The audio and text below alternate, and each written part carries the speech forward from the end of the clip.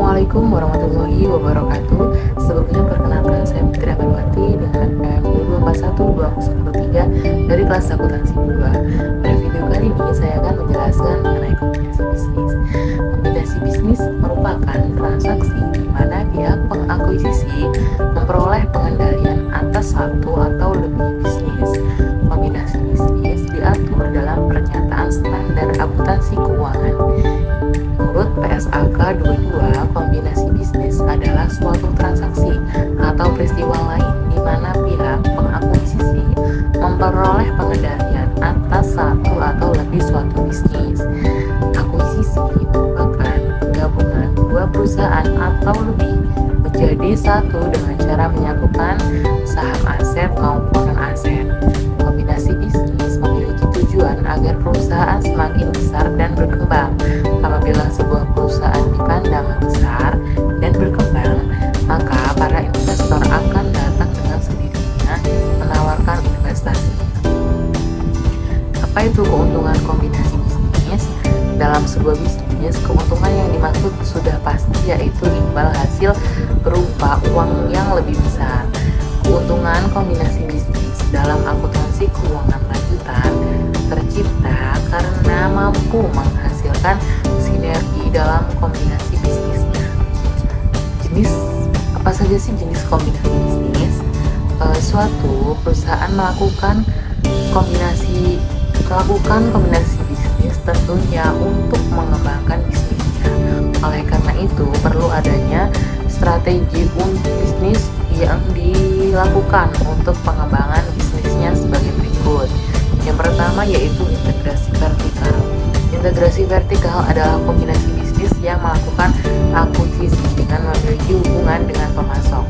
Misalnya, perusahaan baju mengakuisisi entitas produsen kain yang merupakan bahan baku pembuatan baju. Dalam hal ini, perusahaan baju kepada perusahaan kain bisa juga disebut sebagai integrasi. Yang kedua ada integrasi horizontal. Integrasi horizontal adalah kombinasi bisnis yang melakukan akuisisi dengan menghasilkan produk yang sejenis.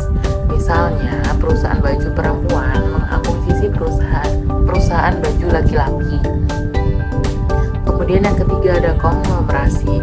Konglomerasi adalah kombinasi bisnis yang melakukan akuisisi dengan tidak memiliki hubungan dengan entitas.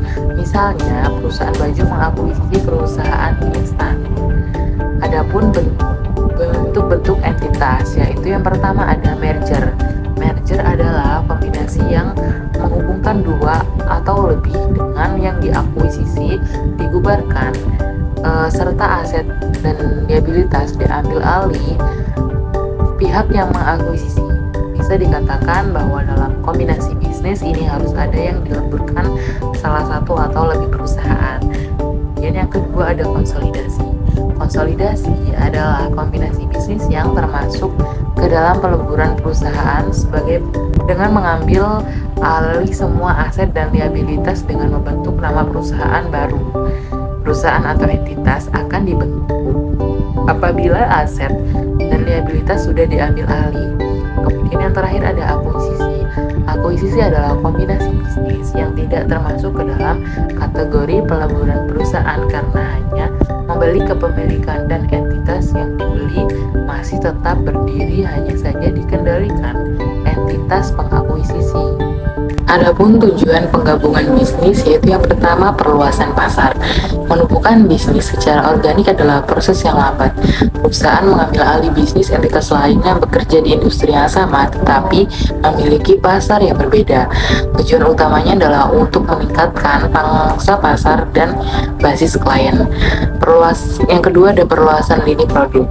Memulai lini produk dari awal adalah proses yang membosankan dan rumit. Perusahaan dapat melakukan merger dengan perusahaan yang memiliki lini produk yang ditargetkan.